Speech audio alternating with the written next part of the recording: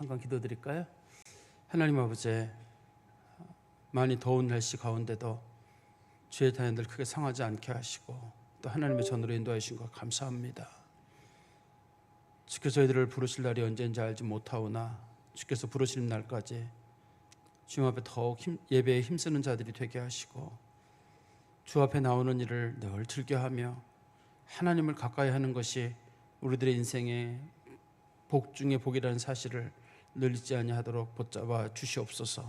특별히 찬양을 올려드린 이 정도를 하나님께서 기억하시고 저들의 마음의 소원들을 주께서 넉넉히 허락하여 주시옵소서.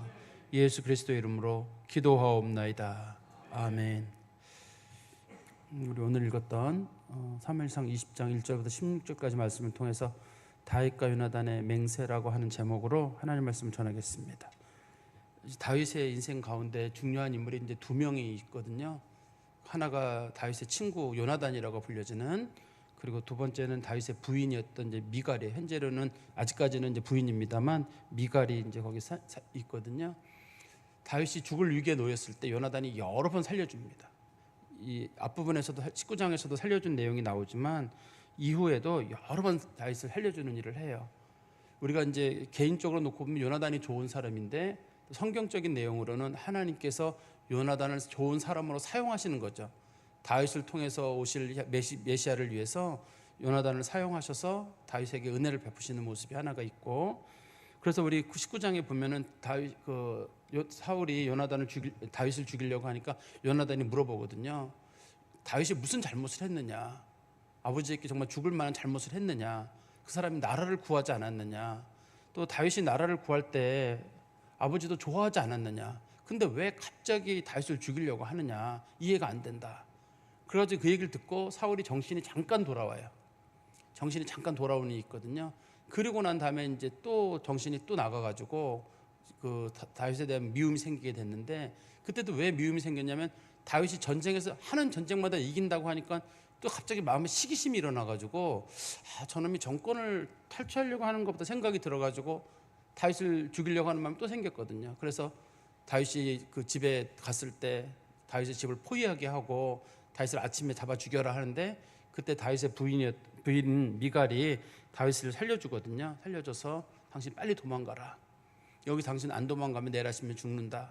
그래서 다윗이 도망가서 살아나거든요. 그래서 다윗의 인생 가운데 크게 이제 생명을 구한 역할을 한 사람이 이 본문의 바로 앞장에서는 요나단하고 미갈이 그런 일을 했고, 그리고 난 다음에 다윗이 어디로 도망갔냐면 라마 나옳이라고 하는 곳으로 도망을 갔거든요. 사무엘이 있는 곳인데요. 그때도 사울이 계속 사람을 보냅니다. 3번이나 걸쳐 사람들을 보내가지고 다윗을 잡아와라 했는데, 가는 사람마다 하나님께서 그들에게 그 악령 같은 거를 씌우셔가지고 그들이 그 황홀경을 보면서 막 중얼중얼하는, 그리고 사울에게 안 돌아가는 거예요. 첫 번째도 안 돌아가고 두 번째도 안 돌아가고 세 번째도 안 돌아가고.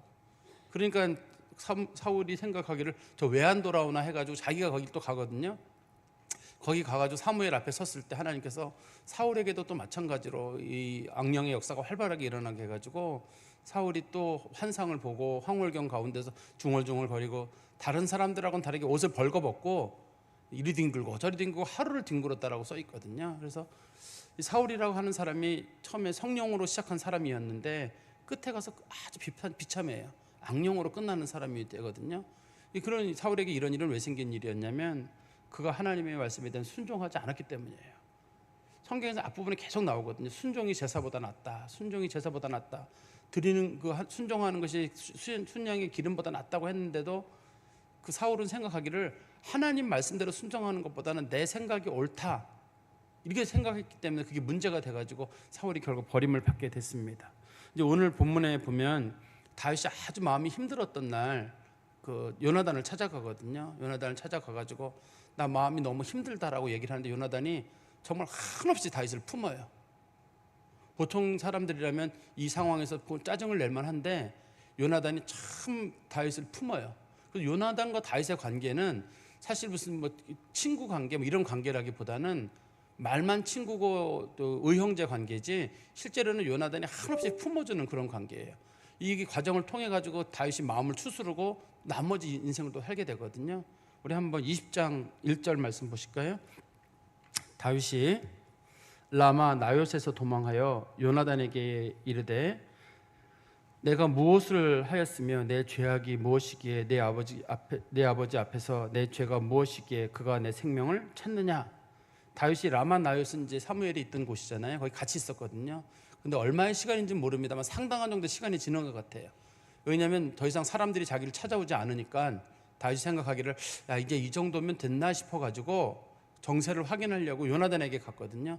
요나단은 어디 있었냐면 사울이 있는 왕궁 있는 기브아에 있습니다. 지금 여기가 굉장히 위험한 곳에 와 있는 거죠. 지금 자기를 죽이려고 했던 사울이 있는 그 궁궐에 와 있는 거거든요. 요나단이 거기 있으니까요. 그런데 다윗이 요나단을 찾은 이유는 이 시기에 자기 부인 미갈도 믿을 수가 없고 미갈의 집으로 가면 또 자기가 체포될 가능성이 있고 부모에게 가게 되면 부모가 해코지를 당할 가능성이 있고 형제들한테는 뭐 도움을 청하기도 어렵고 그러니까 자기가 도움을 청할 수 있는 유일한 사람이 요나단이에요.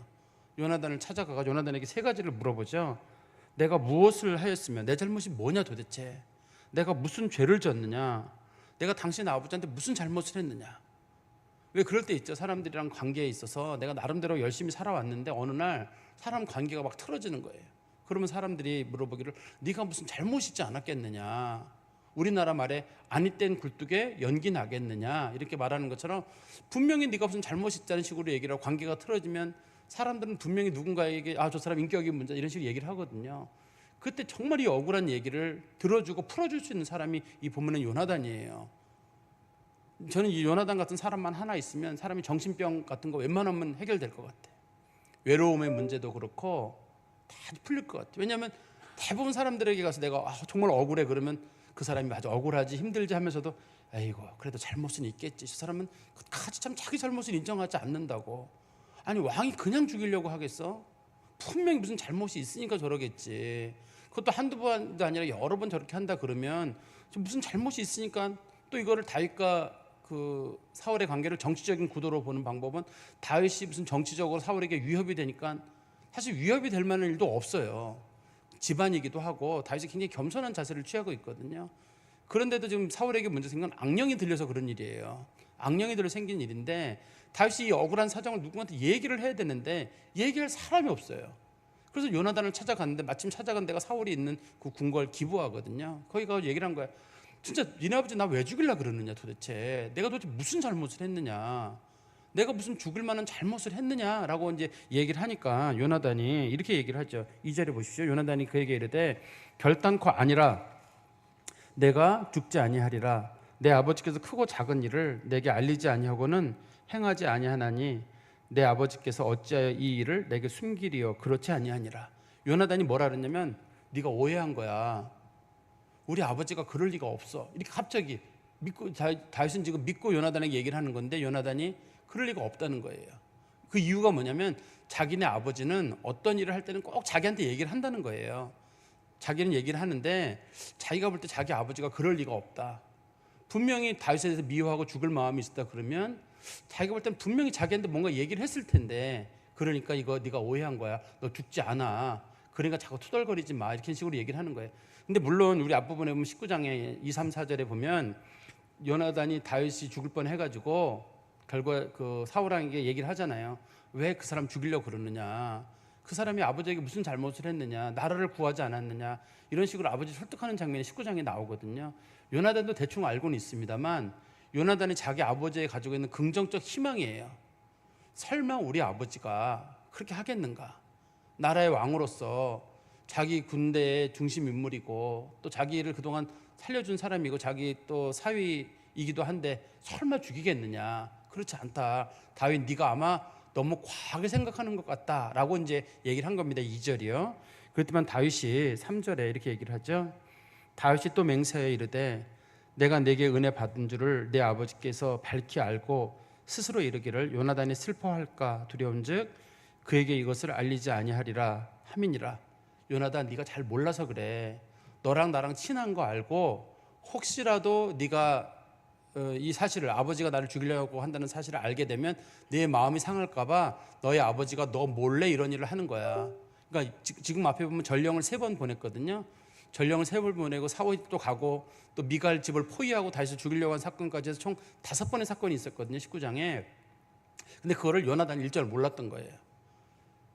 요나단이 왜 몰랐냐면 사울이 그 얘기를 다윗에게 요나단에게 안 했던 거예요. 사울이 요나단에게는. 왜냐면 둘이 너무 친한 걸 알고 있고 분명히 저 얘기 해가지고 그 다윗 죽이면 우리 아들이 마음이 상할까 이렇게 해서 얘기를 안 했다고 다윗이 지금 평가를 내리고 있는 겁니다. 실제 얘기라기보다는 3절 끝에 보시면 그러나 진실로 여호와의 살아계신과 내 생명을 두고 맹세하노니 나와 죽음의 사이는 한 걸음뿐이니라. 나 멀지 않아 죽을 것 같다는 뜻이에요. 나와 죽음 사이가 한 걸음뿐이라는 말은 내가 죽을 날이 얼마 멀지 않았다. 네가 생각하는 거랑 다르게 나는 내가 아무래도 곧 죽을 것 같다 이렇게 얘기를 한 겁니다. 지금 그랬더니만 4절에 요나단이 다윗에게 이르되 내 마음의 소원이 무엇이든지 내가 너를 위하여 그것을 이루리라. 그러면 다윗 내가 어떻게 해줄까? 네가 원하는 거 다 얘기해봐. 내가 다 그대로 해줄게. 지금 너는 내가 이렇게 뭘 모른다고 그래서 이렇게 됐다고 하는데 그래 네 말이 맞아. 내가 네 말을 존중할 테니까 그러면 내가 어떻게 하면 네 마음이 편하겠니? 네 마음의 소원 다 얘기해봐. 내가 다 들어줄게. 네가 원하는 대로 내가 문제를 풀어줄게 하니까 다윗이 이제 뭐라고 부탁하냐면 그럼 너희 아버지의 마음의 상태를 한번 좀 알아봐 달라.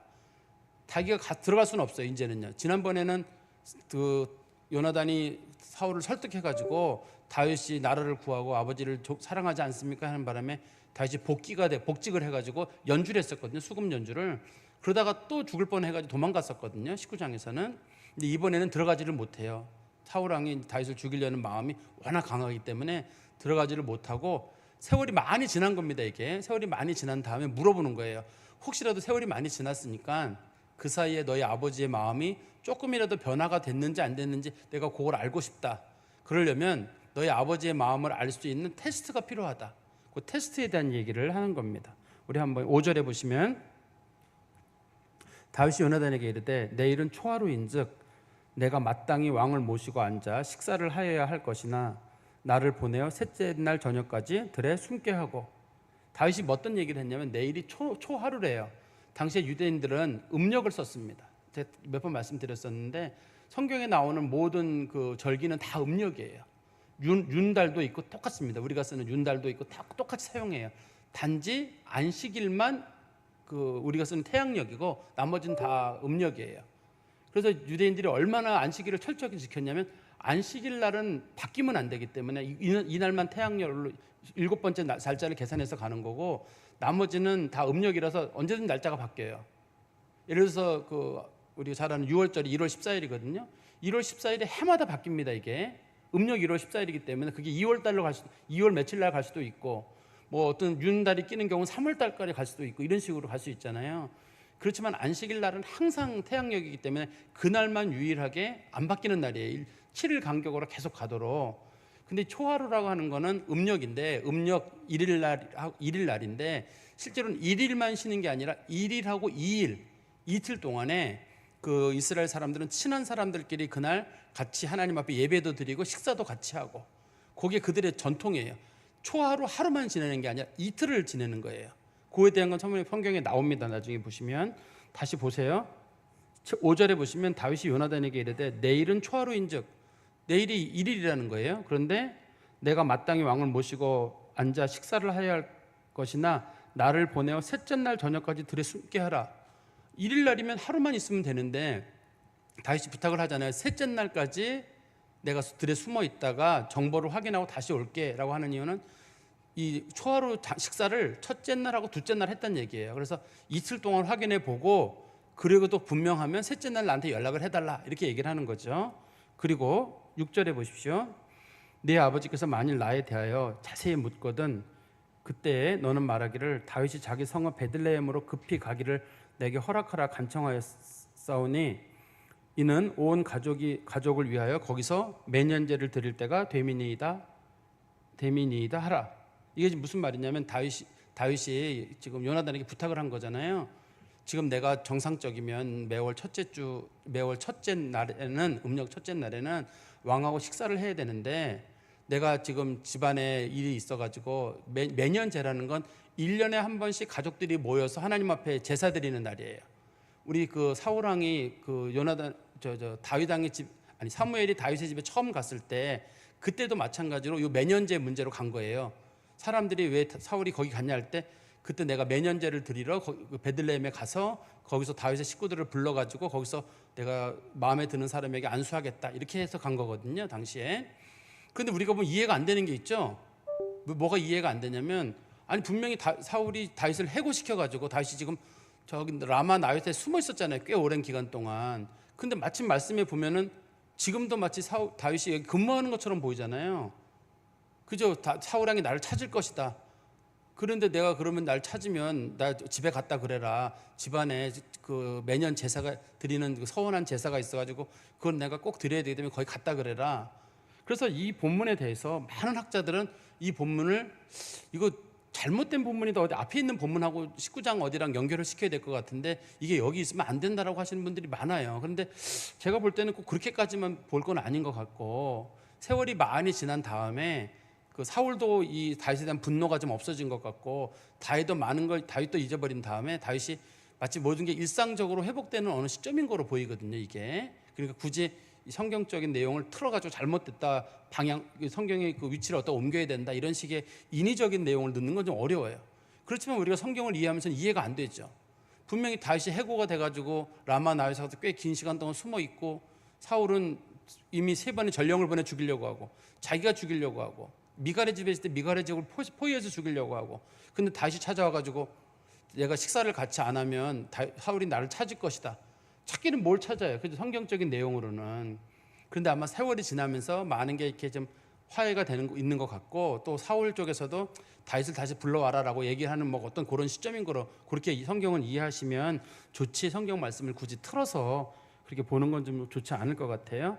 그러면 다윗이 왜 이 얘기를 꺼냈냐면 매월 그 초하루에 식사하는 거는 왕하고 그의 그 가까운 친인척들이나 가족들 이 사람들이 식사하는 거는 반드시 해야 될 일이에요. 이 자리를 비우면 안 돼요. 그런데 매년제 가족들끼리 드리는 매년제도 피하면 안 돼요. 이거는 하나님 앞에 서원제라 그러거든요. 내가 우리 가족들이 1년에 한 번씩 어디서 모여가지고 하나님 앞에 제물을 드리겠습니다라고 했기 때문에 이것도 취소를 하면 안 돼요. 그러면 왕의 입장에서 갑자기 내 신하가 없어졌어요. 어디 갔느냐 그랬더니 집안에 집안 제사가 있어서 우리가 말하는 그 제사랑은 다른 거죠. 하나님 앞에 예배 드릴 일이 있어 거기 갔답니다 할 때 왕이 생각할 거 아니에요. 야 저놈 발칙하다. 나 식사 자리를 버리고 갔느냐 이렇게 보는 수가 있고 그래 하나님 앞에 서원제로 드리는 매년제는 이거는 절대 빠지면 안 되는 일이기 때문에 그거는 허용해라 이렇게 볼 수도 있을 거 아니에요. 근데 지금 다윗 같은 경우는 다윗이 사울왕하고 요나단하고 얘기하기를 다윗이 지금 매년제를 드리러 고향 베들레헴에 갔는데 사울왕에게 허락을 받지 않고 직접 상관은 사울이거든요.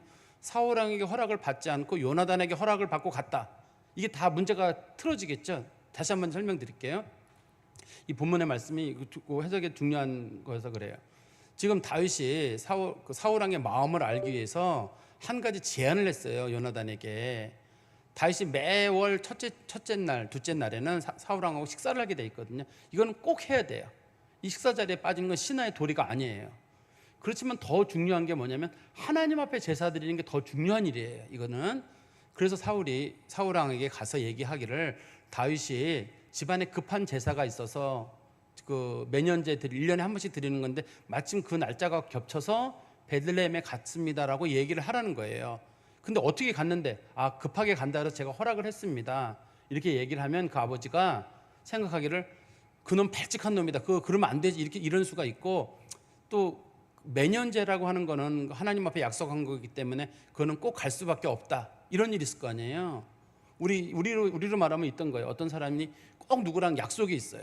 약속이 있는데 그 약속에 빠졌어요. 왜 안 왔는데 예배 드리러 갔대요. 그럴 때 어떤 사람이 어떻게 나랑 약속을 깨뜨리고 예배 드리러 갈 수 있어? 이렇게 보는 사람이 있고 정말 중요한 약속, 오래전부터 한 약속이지만 하나님 앞에 예배 드리는 게 더 중요하다고 생각해서 그 약속을 어겼을 때 사람이 그럴 수 있지. 그렇게 보는 사람들이 있겠죠.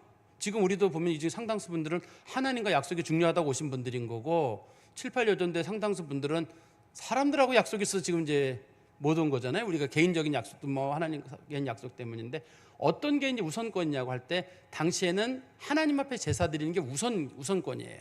우선권이고 또 그 초하루도 중요한 날입니다. 그것도 식사만 하는 날이 아니라 그것도 하나님 앞에 제사 드리는 날이에요. 유대인들에게는.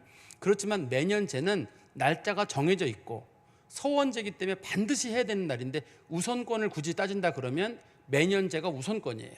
그런데 다윗이 갈 때 매년제를 드리러 갔다고 하고, 두 번째는 요나단이 허락한다고 했을 때 사울이 정상적이면 이렇게 얘기했거든요. 그래, 그건 하나님 앞에 드리는 게 우선이니까 그러면 잘 갔다, 잘 마치고 오라 그래라. 너 내 아들이지만 잘했다, 이렇게 할 수가 있고, 사울이 비정상적이면 어디 감히 나랑 약속을 어기고 하나님 앞에 갔냐, 하나님의 약속보다는 이 왕하고 약속이 중요하지 않겠느냐, 이런 식으로 문제를 보는 사람이 있거든요. 그래서 다윗이 말하기를 만약에 왕이 잘 갔다라고 얘기를 했다 그러면 왕이 나에게 호의적이다, 최소한 아주 적대적이지는 않을 거라고 본다는 뜻이고, 왕이 그럼 나쁜 놈이다, 어떻게 왕하고 식사 자리를 무시하고 자기 가족들 예배 드리는 곳에 갔냐 그러면 이거 나랑 왕의 관계는 끝났다, 이렇게 보자는 거예요.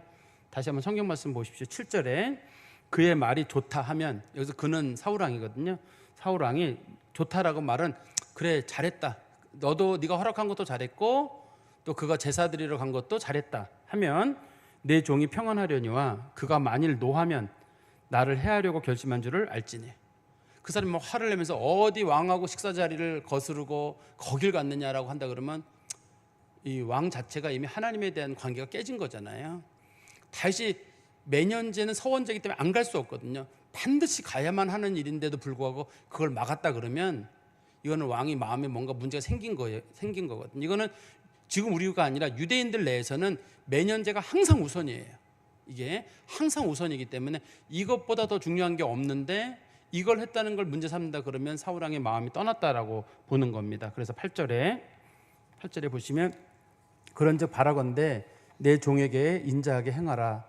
내가 내 종에게 여호와 앞에서 너와 맹약하게 하였음이라. 그러나 내게 죄악이 있으면 내가 친히 나를 죽이라. 나를 내 아버지에게로 데려갈 이유가 무엇이냐 하니라. 여기 말해서 은혜를 베풀어 달라는 말은 이미 두 사람이 의형제를 맺었잖아요. 18장 3절에 보면 요나단이 부탁을 했어요. 우리 의형제를 맺자. 그래서 내가 너 끝까지 도와주겠다. 그리고 심지어는 첫 만남인지 모르겠는데 그날 요나단이 그랬거든요. 아무래도 네가 왕이 될 것 같다. 내가 입었던 이 왕복이, 왕자가 입는 옷이랑 군복도 네가 입어라.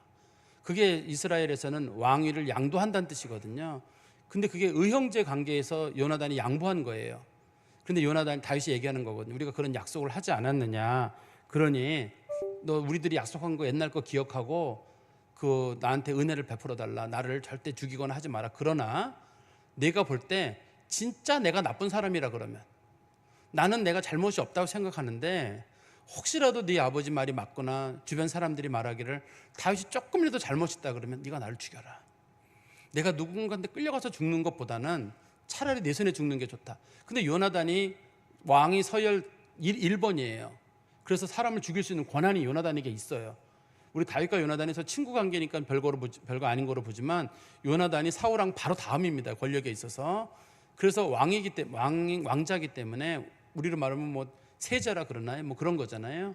그래서 죽일 수 있는 권한이 있기 때문에 네가 나를 죽여라. 나 그거 받아들이겠다. 이 말은 무슨 말이냐면 다윗이 나 진짜 결백하다는 뜻이잖아요. 제발 나를 죽여달라고 사정하는 게 아니라 나는 진짜 결백하다. 하나님 앞에나 사람 앞에 내가 죽을 만한 일을 하지 않았다는 겁니다. 그래서 9절에 요나단이 이르되 이 일이 결코 내게 일어나지 아니하리라. 내 아버지께서 너를 해치려 확실히 결심한 줄을 알면 내가 내게 와서 그것을 내게 이르지 아니하겠느냐.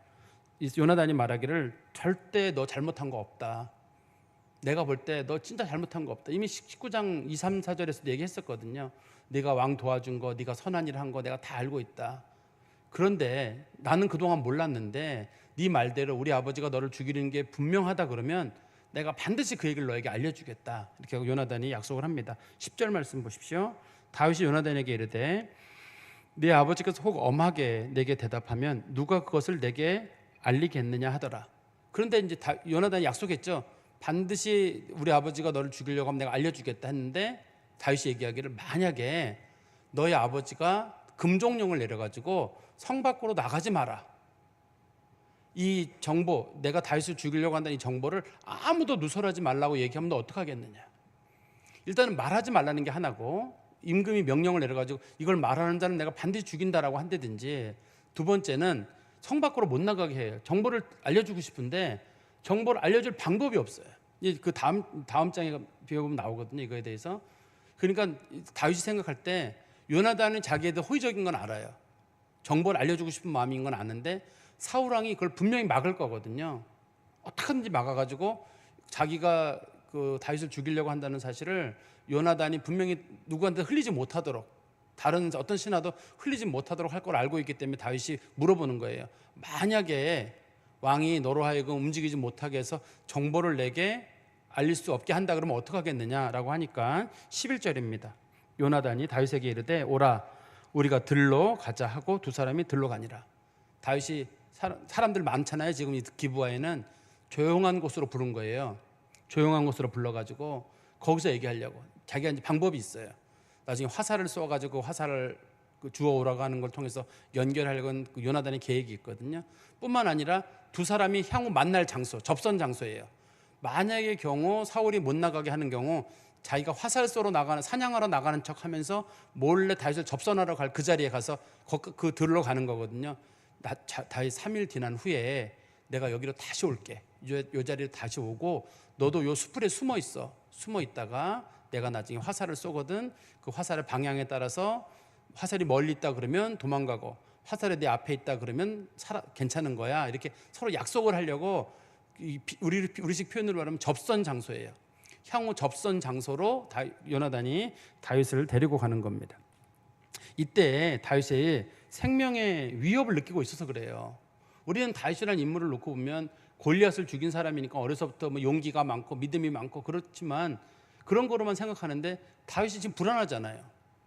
갑자기 자기가 무슨 뭐 잘못한 것도 아닌데 사울이 자기를 죽이려고 하죠. 또 이게 공권력이잖아요. 사울이라는 인물은 개인이 아니라 국가 권력을 통해 가지고 다윗을 계속 압박하는 거거든요. 다윗이 도망갈 수가 없어가지고 나중에 다윗이 망명을 떠납니다. 나중에 암몬이나 모압 쪽으로도 망명을 떠나고 나중에 블레셋 땅으로도 망명을 떠나요. 그 이스라엘 땅에는 있을 데가 없어요.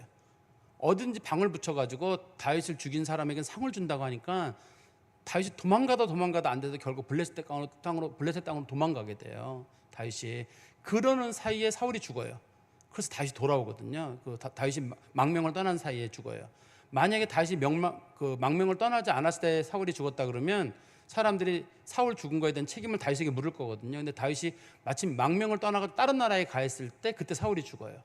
다윗이 이 죽음하고는 전혀 관계가 없다는 게 나중에 이제 증명이 되는 일이 있거든요. 그러니까 다윗이 참 마음이 힘이 들어가지고 요나단에게 물어보는, 따지는 거예요. 부탁을 하는 게 아니라 니네 아버지 나 왜 죽이려 그러느냐? 넌 친구들 그것도 모르느냐? 어떻게 나한테 이럴 수가 있느냐? 그러는데 그 얘기를 요나단이 다 받아들여줘요. 그 제가 아까도 말씀드렸잖아요. 이런 사람이 하나 있으면 사람이 마음에 큰 짐을 덜어요. 내 얘기를 다 믿어주고 얘기를 들어주고. 근데 이런 사람이 참 쉽지가 않아요. 이런 사람 찾기도 어렵고 또 내가 이런 사람이 되어야 되거든요. 동시에 어떤 사람에 대해서 우리가 신뢰를 하고 있으면 그래 저 사람 진짜 그럴 리 없다. 신뢰해야 되는데 우리는 자기가 대부분 판단을 잘한다 생각해가지고 어떤 생각을 하냐면 에이 그래도 잘못이 있겠지. 설마 잘못이 없을까? 왜냐하면 두 사람 사이를 이렇게 재잖아요. 근데 우리가 보통의 경우 부모 자식 관계 보면 부모는 자식 편에 한없이 드는 경우가 있잖아요. 자식이 잘못됐다고 생각하지 않아요. 부모들은. 그래서 한없이 자식 편을 들거든요. 그래서 부모 자식 관계가 참 좋은 관계예요. 사실은 끝없이 믿어주는 관계가 좋은 관계입니다. 그게. 그런데 이게 부모 자식은 기본적인 관계가 형성되어 있지만 그런 거 외에도 부부 관계라든지 혹은 친구 관계라든지 성도 관계라든지 누가 찾아와가지고 집사님 저 힘들어요. 그러면 맞아 집사님 힘들지 하고 그 사람과 끌어안아줘야 되는데 조언한답시고 집사님 잘못한 거 있지 않을까? 그 사람이 괜히 그러지는 않을 거 아니야. 잘 생각해봐 라고 한다든지 뭐 그런 거 가지고 호들갑이야. 너만 어렵니? 나 어렵잖아. 지금 부탁해도 될까 말까 하는 상황에 여기서 나한테 따지는 게 뭐니 지금. 그동안 내가 너한테 얼마나 긴 세월 도와줬는데 또 여기 와가지고 보따리 내놓으라고 한다 그러면 이건 너무한 거 아니야? 이런 식으로 사람들이 대부분 받아쳐요 이거를요. 사람들이라는 게 그러기가 쉬워요. 근데 제가 다윗과 요나단의 관계를 보면서 야 정말 참 좋은 관계다. 이게 다윗이 요나단이라는 사람을 만나서 이 어려운 날에 자기 심정을 그 요나단에게 다 얘기를 하고 요나단으로부터 이렇게 좀 마음이 큰 위로를 받게 되거든요. 뿐만 아니라 이 다윗 요나단이 자기 왕권을 다윗에게 양도를 해요. 오늘 뒤에 보면 본문에 나오거든요. 자기 왕권에 대해서도 다 양도를 합니다. 성경 말씀 보세요. 다시 우리 12절 말씀해 보시면 요나단이 다윗에게 이르되 이스라엘의 하나님 여호와께서 증언하시거니와 내가 내일이나 모레 이맘때에 내 아버지를 살펴서 너 다윗에게 대한 의향이 선하면 내가 사람을 보내어 내게 알리지 않겠느냐. 내일이나 모레라고 말하는 이유는 제가 아까 말씀드렸죠. 초하루 식사가 이틀 동안 있어요. 1일 날하고 2일 날 있기 때문에 이틀을 내가 살펴서 이런 뜻이에요. 그리고 셋째 날 알려준다는 거예요. 첫째 날 알려주면 안 돼요. 왜냐하면 아버지가 첫째 날하고 둘째 날 다를 수도 있고 첫째 날은 의견을 표현하지 않고 둘째 날만 의견을 표현할 수 있거든요. 그래서 첫째 날, 둘째 날 의견을 다 보고 의향을 잘 살펴보고 그리고 셋째 날 한다는 거예요. 그래서 초하루라는 게 하루 지키는 게 아니라 이틀 지키는 겁니다. 이게 그래서 이틀이라고 이게 제가 아까 설명드렸죠. 그리고 13절 말씀해 보십시오. 그러나 만일 내 아버지께서 너를 해치려 하는데도 내가 이 일을 내게 알려주어 너를 보내어 평안히 가게 하지 아니하면 여호와께서 나 요나단에게 벌을 내리시고 또 내리시기를 원하노라. 여호와께서 내 아버지와 함께 하신 것 같이 너와 함께 하시기를 원하노니. 요나단이 뭐라 그랬냐면 내가 만약에 너한테 이 정보를 알려주지 않는다 그러면 하나님이 내게 저주를 내리셔도 내가 좋다. 당시 유대인들은 이런 맹세를 하면 꼭 지켰습니다. 우리는 지금 이거 맹세라고 맹세를 안 지키는 그런 문화잖아요. 사람들이 이제 간혹 얘기를 할 때 우리나라 사람들이 민도가 낮다고 해요. 거짓말을 잘해요. 약속을 안 지켜요. 그걸 흉으로 안 삼아요.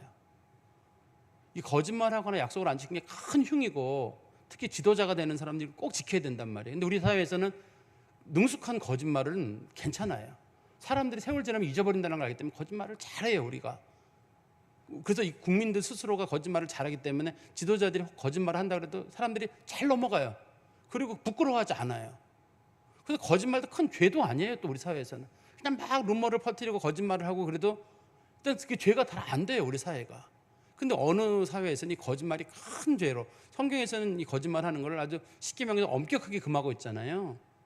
특히 남에게 해를 끼치려고 하는 거짓말은 절대 못하게 하고 있는데 이 요나단이 약속을 하는 겁니다. 다윗에게 내가 만약에 이 왕의 심정 의향을 알리는 정보를 너한테 알려주지 않게 되면 내가 저주를 받는다. 그러면서 하는 말이 13절 끝부분에 한번 보세요. 다시 보시면 여호와께서 내 아버지와 함께 하신 것 같이 너와 함께 하시기를 원하노니. 이게 무슨 뜻이냐면 여호와께서 우리 아버지를 왕으로 세우신 것처럼 너도 왕으로 세우실 것이라고 나는 생각한다. 이런 뜻이에요.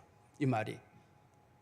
요나단이 다시 한번 그 다윗에게 용기를 주는 거예요. 우리 아버지가 왕이 된 것처럼 하나님이 너도 왕으로 세우실 것이다. 그러니 다 걱정하지 말아라. 네가 반드시 왕이 된다. 그 뒤에 보면 그 설명이 나옵니다. 14절에 보시면 너는 내가 사는 날 동안에 여호와의 인자하심을 내게 베풀어서 나를 죽지 않게 할 뿐 아니라, 그러니까 이제 만약에 세월이 지난 다음에 요나단이 살아 있고 다윗이 정권을 갖게 되잖아요. 정권을 차지하게 되면 당시에는 이렇게 왕조가 바뀌면 그 전에 관련된 사람들, 소위 우리나라식 표현으로는 구족을 멸한다고 하잖아요. 그 전에 있는 사람들 정권을 싹 죽여요, 사람들을. 당시에는. 그러니까 만약에 다윗이 왕이 되면 그 전에 있는 사람들을 다 죽여야 되는 거예요. 근데 요나단이 그걸 알고 있기 때문에 요나단이 지금 왕위를 양보하는 거잖아요. 다윗이 왕이 됐어요. 그러면 다윗의 측근 사람들이 그럴 거거든요. 사울과 관련된 사람들을 다 죽여라. 그래서 아예 후환을 없애라. 그냥 뭐 정치 보복을 하든 어떻건 반드시 다 죽여라. 뭐 이런 식으로 나올 거거든요. 그때 요나단이 얘기하기를 혹 그런 날이 오더라도 우리 가족들, 우리 자녀들은 꼭 기억해 달라. 잊지 말아라. 이거 내가 너한테 호의를 베푼 거 잊지 말아라 하는 이유는 지금은 왕이 누구냐면 사울이 왕이고 요나단이 왕이에요. 다윗은 지금 도망다니고 있는 중이잖아요. 근데 다윗에게 확신을 주는 겁니다. 네가 왕이 될 거야. 네가 나중에 왕이 된 다음에 혹시라도 사람들이 너를 부추겨 가지고 우리를 죽이라고 하거든. 그때도 우리를 죽이지 말아라. 이렇게 부탁을 하는 겁니다.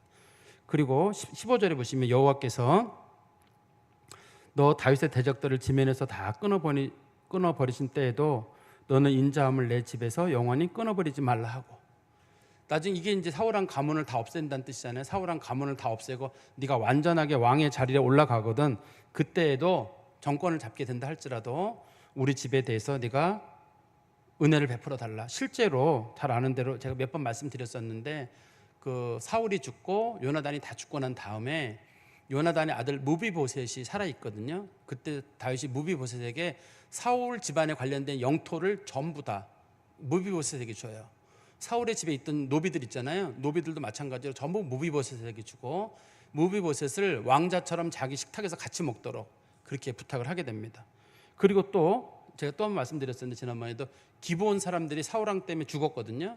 죽었는데 기브온 사람들이 나중에 그 마음에 너무 억울한 일이 있다고 이거 풀어달라고 기도한 사건이 있어요. 하나님께. 그래서 3년 동안 연속 기근이 내리고 있었는데 다윗이 하나님 앞에 기도하는 가운데 그 기근의 원인을 찾아내요. 다윗에게 억울하게 죽었던 그 사람들의 후손들이 너무 억울하다고 얘기하는 문제니 이걸 좀 풀어줘라 하는 문제가 생기게 되거든요. 그때에도 사울의 가족들 7명을 죽여야 되는데 다윗이 요나단과 약속을 기억하고 무비보셋을 요나단의 아들 무비보셋은 그 죽음에서 벗어나게 했다. 성경에 기록이 된 사건이 있거든요. 그러니까 정말 위기에 놓여서 다윗도 그 약속을 끝까지 지킵니다. 그리고 마지막 16절에 이에 요나단이 다윗의 집과 언약하기를 여호와께서는 다윗의 대적절을 치실지어다 하니라. 이번에는 지난번의 약속에서는 요나단이 자기가 다윗을 돌본다는 뜻이고 왕위를 넘겨준다는 뜻이지만 이번의 약속은 뭐냐면 다윗 네가 나중에 다 왕이 될 거야. 하나님께서 너를 왕으로 세우고 할 때에도 우리 가족을 절대 잊지 말아라. 하나님은 반드시 너의 대적을 멸하실 거야.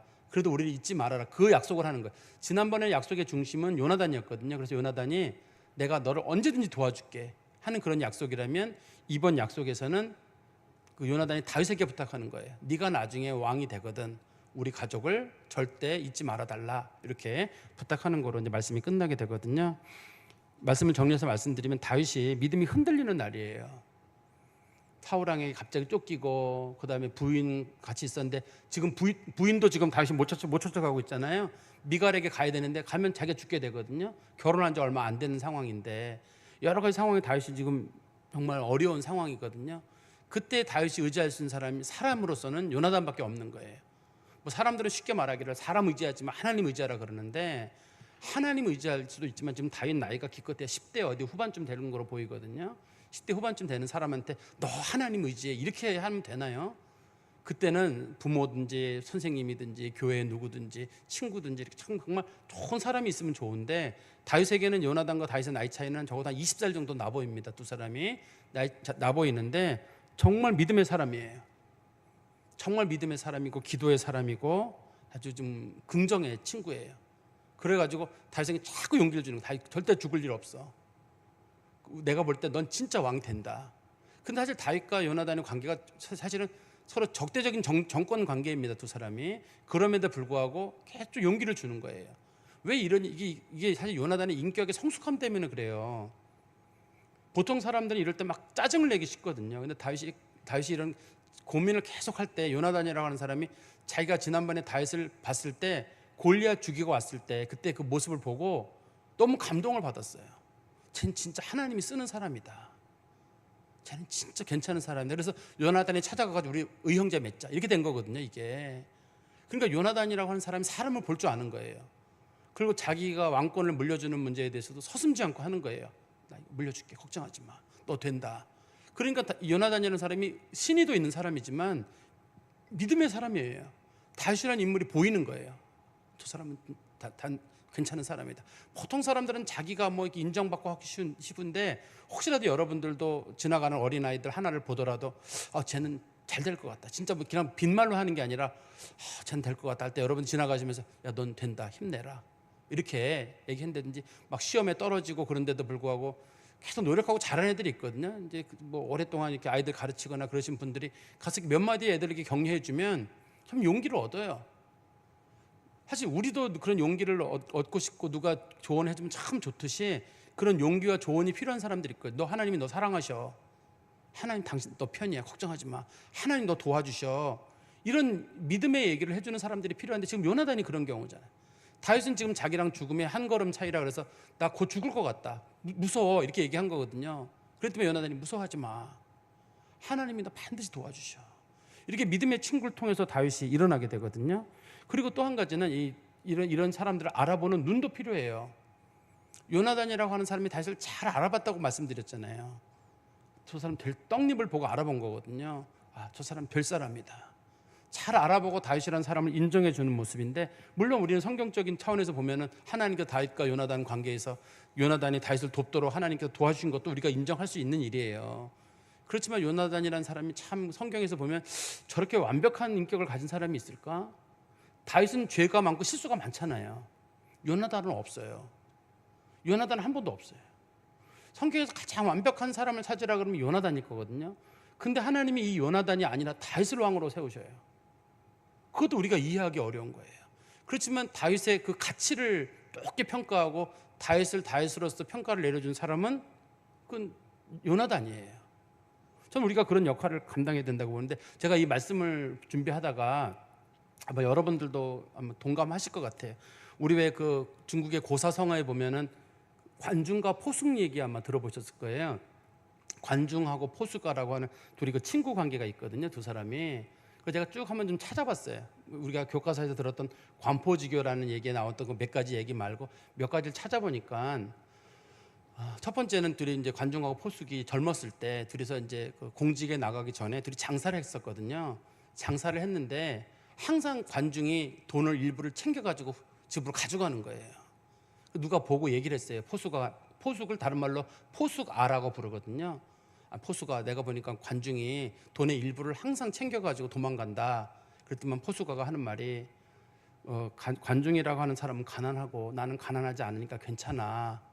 실제로 이제 포숙아는 생활이 넉넉한 사람이었고 관중은 생활이 가난했거든요. 그 친구 집이 가난한데 가져가는 게 뭘 문제야. 문제 삼지 마. 그래서 보통 사람들은 그 정도면 금이 가잖아요. 포숙아가 덮어줘요. 가난해서 그랬나 보지, 돈이 필요했나 보지, 이렇게 덮어주는 일이 있거든요. 그다음에 또 한 가지는 그 포수가는 한 번에 공직에 나가 높은 자리에 올라가요. 그런데 이제 이 관중은 관직에 못 나가고 3번이나 낙방을 해요. 낙방을 해가 사람들이 관중은 저 사람 되게 틀렸다. 한 번 시험 있을 때마다 몇 년씩 시험이 걸리게 되거든요. 떨어지거든요. 그러니까 사람 놀릴 때도 저 사람은 시대를 잘못 만난 것 같다. 관중에게도 얘기하기를, 너는 시대를 잘못 만났어. 시대만 잘 만나면 넌 돼. 이렇게 얘기를 하고, 다른 사람들에게 가서도 저 관중은 진짜 좋은 사람인데 시대만 잘 만났으면, 그렇게 얘기를 하거든요. 또 그 책에 보면은 그 관중하고 포축이 전쟁에 같이 나갔거든요. 전쟁에 같이 나갔는데 보통의 경우 군인들은 항상 앞에 나가야 되는데 관중은 항상 맨 뒤에 있어요. 그러다가 중간에 전쟁에서 하다가 3번이나 도망을 갔어요. 과거에는 전쟁에 3번이나 도망가면 사형을 시키잖아요. 그 사람들이 그 도망간 관중을 잡아왔어요. 죽이라고 다 얘기할 때 포수거가 뭐라 그러냐면, 늙은 어머니가 계셔서 그랬을 것 같다고, 늙은 어머니가 그래서 그랬으니 용서해 주라고 그렇게 얘기를 해요. 그래서 이 관중이 그 친구에게 그 얘기를 하기를, 나를 낳아주신 건 어머니지만 나를 아는 것은 포수가라고 얘기를 하거든요. 그 다음에 또 있어요. 관중과 포수의 얘기를 하면 나중에 여러분 찾아보시면 알 것 같은데, 관중이 둘이서 이제 공직을 생활하다가, 그때 당시가 나라가 갈라지는 그런 시대였거든요. 그러는 바람에 이 관중이 있는 나라랑 포숙이 있는 나라가 다른 나라예요. 당시에 포숙이 있던 나라는 제 나라거든요. 그래서 이제 두 나라가 전쟁을 했는데 이 포숙이 있는 나라가 이겼어요. 관중이 있는 나라가 졌어요. 근데 당시에 관중은 그 나라에서 높은 직위를 차지하고 있었거든요. 포로 잡아와서 죽이려고 할 때 그 포숙이 그 자기 나라 제나라 환공인가 그러거든요. 그 사람한테 뭐라 그러냐면, 관중을 죽이지 말고 재상을 삼으시죠. 저 사람은 재상으로 삼으라고. 그래서 제환공이 재상으로 삼아요. 그래서 제 나라의 재상이 됩니다. 그리고 또 맨 마지막 사건 중에 하나는 이제 관중이 죽기 전에 죽을 때 관중이 먼저 죽거든요. 포수가보다 먼저 죽는데, 그때 관중이 죽으려고 할 때 제환공이 물어봐요. 그때 관중이 재상이었잖아요. 재상으로 있다가 죽게 됐는데, 그때 그 제환공이 물어보기를, 내가 누구를 그 다음 재상으로 세웠으면 좋겠느냐, 혹시 포수가를 재상으로 세우는 건 어떠냐 할 때 관중이 반대해요. 저 친구는 성격이 너무 반듯하고 사람들과 어울리지 못하기 때문에 재상감이 아닙니다. 근데 그 얘기가 포수가에게 가요. 포수기 뭐라 그러냐면, 저 친구는 사적인 감정에 흔들리지 않는 강직한 사람이다. 역시 내 친구다 이렇게 마지막을 한다고 하거든요. 그러니까 사람들마다 오해를 하려면 한이 없고 이렇게 누군가가 좋게 봐주는 사람이 있으면 그 사람이 좋은 사람이 되기도 하고, 또 누군가는 누가 단점을만 한없이 봐버리면 나쁜 사람이 있을 수가 있어요. 저는 관포지교에 나오는 이 사건과 이 다윗과 요나단의 모습이 비슷한 것 같아요. 성경의 모습을 보면서 우리가 좀 사람들을 믿음으로 좀 볼 줄 알고 믿어줄 줄 알고, 적어도 믿어주는 사람 몇 명만 있다 할지라도 사람은 외로운 날 힘든 날 잘 이길 수 있거든요. 우리가 그런 믿음의 성도들이 되기를 간절히 소망합니다. 기도하겠습니다. 하나님 아버지, 주님 안에 감사합니다. 우리 그리스도인들도 때로는 외롭고 때로는 불안하고 아무것도 보이지 않는 날들이 있습니다. 그럴 때 하나님께서 먼저 저에게 위로를 주시지만 때로는 믿음의 사람들을 통해서 우리들에게 격려하시고 위로를 주신 줄 믿습니다. 다윗이 참으로 어려웠던 날에 요나단을 통해서 하나님께서 위로하시고 격려하시고 정말 그가 그 어려운 날들을 잘 이겨가도록 하나님 도와주신 것 감사합니다.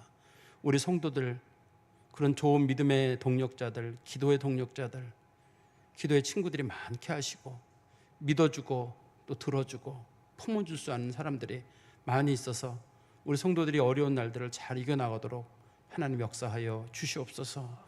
예수 그리스도의 이름으로 기도하옵나이다. 아멘.